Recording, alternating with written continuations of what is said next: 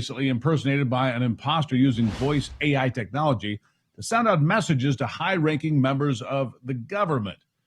And this isn't the first time AI has been used to impersonate a member of the Trump administration. It's dangerous, folks.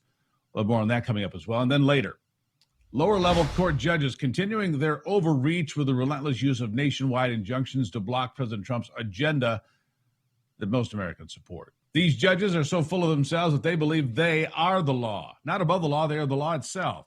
Details coming up, so stay tuned with us here on Real America's Voice. And when President Trump comes out for that roundtable event in Kerrville, Texas, in Kerr County, Texas, the epicenter of this tragedy of the floods, we will go live to President Trump and the First Lady that are holding a roundtable there any minute now. We'll get to that. But earlier today, Trump landed in Kerrville, where he addressed the damage of massive floods in the region that has cost over 120 people their lives, more than 160 still missing. President Trump and First Lady Melania expected to participate in that roundtable, like I mentioned, in just a few minutes with first responders and local officials, where I expect they will discuss how to navigate the aftermath of these floods that have devastated the communities of Central Texas and reach really all over the country with the pain, as the Guadalupe River rose more than 22 feet in a matter of moments in some places. Among those who died in the flooding were at least 27 children, young girls, and counselors from Camp Mystic, a Christian summer camp founded nearly 100 years ago. And terrible thing. Meanwhile, according to officials, more than 160 people still missing, unaccounted for in Kerr County. Following those floods, rescue efforts are still underway as officials, volunteers, and even business owners join the search for missing loved ones. Joining me now is someone who is actively involved in those search efforts, Britnie Turner, the founder and CEO of Aerial Recovery, and she joins me now. Britnie, thank you for being here. Thank you so much for having me, and we're seeing how excited the people are on the ground to just have the presence of Melania and President Trump out there. I know that that's a huge hope for them in looking to get help, because there's so much destruction amongst the loss of life, and the situation is absolutely dire. Yeah. You know, it's a very stark difference, isn't it, from Western North Carolina after Hurricane Helene and the devastation of the floods there, and almost not a peep from Washington. President Trump shows up, trying not to be a distraction, but trying to bring the aid that is needed there. Give me the latest numbers, Britnie. I've got 120 confirmed deceased, 160 plus still missing. I mean, it's remarkable. More people are still missing than have been recovered so far. And this could take a while because the way floods work, you got piles of debris. You've got bodies that have been recovered from treetops, right? I mean, this is no easy task, is it?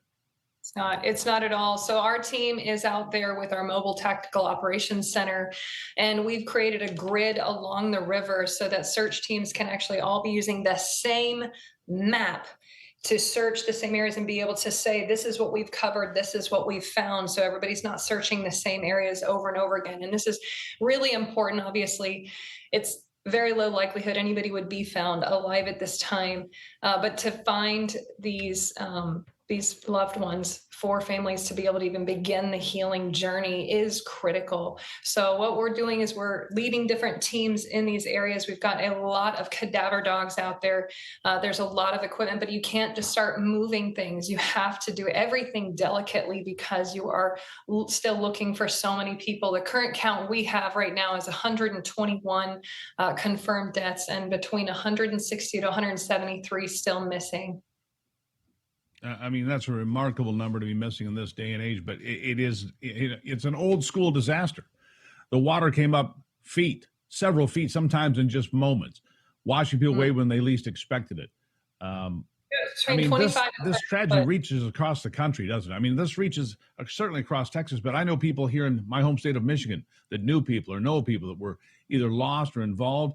A number of different politicians who had children and grandchildren at Camp Mystic. And I mean, this tragedy reaches and ripples across the nation, doesn't it? It's absolutely heartbreaking. We've responded to disasters in more than 20 countries. Our team is made up of retired special forces, law enforcement, first responders, and it's always heartbreaking. But this one is really, really devastating, and you can feel the grief in the air. And so our team is also trauma informed, which is, I think, really important during times like this, on how do you interact with that community? How do you be that that hope. How can you be God's hands and feet in someone's darkest hour? And we are doing our best at that hourly. Our teams have been working around the clock, and we're not leaving anytime soon. Brittany, tell me about your team. How many people are on the team? Tell me about your specialties, and it is you focus on what is happening today. I mean, it's been what, a week now. It's been a week now since those floods came. What are you looking for? What do you focus on? What are your specialties? What are your abilities? So we repurpose veterans and first responders to save lives and stop evil. And our main focus is doing disaster relief and anti-human trafficking. And believe it or not, but they kind of go together. A lot of times traffickers move into areas of desperation because they understand and smell the chaos and desperation. And then people are experiencing a double disaster. And so our team has those built-in security skills, and they're just incredible out there in the field, and they know what to look for and they know what to protect from. In situations like this, obviously we've got that piece going, but we also have the search and rescue capability. We are looking for these cadavers with the dogs right now. That's so hard because, again, they're just people's family members, and we honor all of that. We work with the local authorities to support their efforts because we do have so much experience to bring to them. With our Tactical Operations Center, we're bringing in Starlinks and comms, as well as these grids, and teaching volunteers that are showing up to work with us how to do search and rescue and how to do it with the delicacy required. Each phase of a disaster has a different specialty required, everything from search and rescue to knowing how to tarp roofs and protect homes and buildings from the next big rain now that they're left open. And then we, of course, work with those families that have experienced intense loss, and we try to get their livelihood back and running, and at least clearing their homes, their driveways, and seeing what else we can do to help by finding them housing. And then we work with the elderly as well in those specific areas. So it's really the force multiplication model, which comes from the special forces, of working by, with, and through the local community to help them get back up on their feet, because all of us get knocked down at different parts of our life or different times of our life, and we need that helping hand, and this is a very trained helping hand. Well, we certainly do need helping hands from time to time. There's no question about that, Brittany. She's the founder and CEO of Aerial Recovery. They've done this in 20 countries, I think you mentioned, around the world, but this just feels more personal. Grief in the air, you said. Look, a week later, temperatures, it's summer. At this point, what people find, I would think, is fairly unpleasant, to say the least. The people that are doing this job, it takes a special kind of individual to go out into the field and know that you're going to find potentially a child that died a week ago in summer heat. I mean, this is the kind of it's not work that everybody can do, is what I'm saying. Fair? Right. Very fair. And that's a message I want to give to our veterans. My husband is leading this mission out there. He's a retired Green Beret. And one of the things we want to share constantly is that how much the world still needs those with these special skills, which is those that served in our military and in our communities through law enforcement and first responders. It's so important to know how needed you are in the world, but also in the humanitarian space. Nobody can hang like you can. And so we want to see you out there. We want to see you continue serving in this specific area and around the world. Yeah, I agree with your point there, but let's be fair about this, Brittany. Even the most hardened veterans, the most hardened first responders, the people that have dedicated their lives to this and now join your operation, Aerial Recovery, there is an emotional toll here. When you find a child or an adult, but when you find a child especially, that has to be devastating and difficult. What is the emotional support for your team when you go into a situation like this and beyond?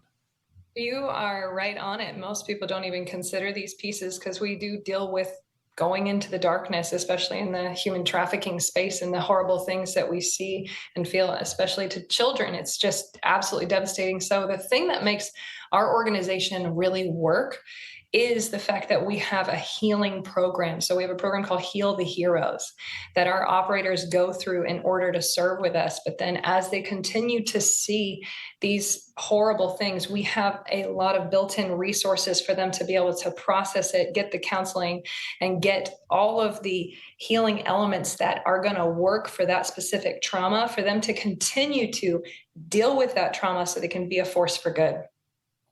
Yeah, absolutely. I mean, even for the most hardened, Oh my this is a gosh. difficult effort because it's a week later. These were not people in a combat zone. These were people at summer camps and campgrounds, out with their kids and grandkids and going fishing and doing things that people do in the summertime. That's what this was. It's not an active war zone like places that you've been with your crew. So what about PTSD? Is that something some of your people would deal with? Will they deal with that from this event? Uh, Most of our team has suffered from different traumas, including things that linger and show up as PTSD. And the whole reason we're even called aerial, it's not that we only rescue people from helicopters. It's about understanding God's perspective of your life, and how do you tap back into that so that you can understand how he can work things together for your good. And what you've gone through, you can help rescue other people from. You can help people out of the fire that you've walked through. And so it's so much of our life is equal to our perspective on it. And we help people take things from places of trauma logged in their brain to places of purpose. And that is a really big part of our mission. And so much of this that they're doing right now, yes, it's hard to see these things and be in these places, but it's actually really life-giving for this specific people group to find their renewed purpose in serving in missions they really believe in. All right. I want anybody that's been listening to this conversation with you. First of all, I tip my hat to you and your team for being the kind of individuals that this country can be proud of, that we need in moments like this. How can people support what you're doing? Is there a website they can go to? Are you looking for more former service members, former first responders that could join your team? Where would anybody go to find out more? Maybe donate and support your cause. Thank you. All of that is on aerialrecovery.org. We're always looking for more people to serve with us.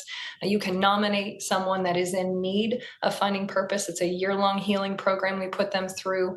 They're not away from their families for a year, but we are looking to reactivate these incredible warriors of light to go do work that nobody else is doing as effectively as them. And so if you want to support these efforts in Texas, if you want to support our work with veterans, support our work with anti-trafficking and disaster relief, please go to aerialrecovery.org. Your donations make these missions possible, and the more donations we get, the longer we can stay. That's the simple truth of it, and there's just so much work to be done. So we appreciate every single person that's supporting these efforts, and most of all, we need support through prayer. Well, God bless you, Britnie Turner, and God bless your team at Aerial Recovery, and I mean that. What you're doing is not an easy task. It takes a lot of intestinal fortitude, it takes a lot of pride, and it takes a lot of discipline. So thank you for what you're doing. Come back and join us anytime. aerialrecovery.org. You heard her say that, aerialrecovery.org. Britnie Turner, the CEO and founder. What a remarkable job they're doing there. I mean, I cannot overstate what an incredible amount of grief they're dealing with, an incredible amount of work. All right, coming up after President Trump expressing his frustrations with Russian President Vladimir Putin for his role in the ongoing Russian-Ukraine war. We'll have more of what the president had to say about that. Again, we're watching to see when he starts his roundtable in Kerrville, Texas. We'll take you there live when it happens here on America's Voice Live.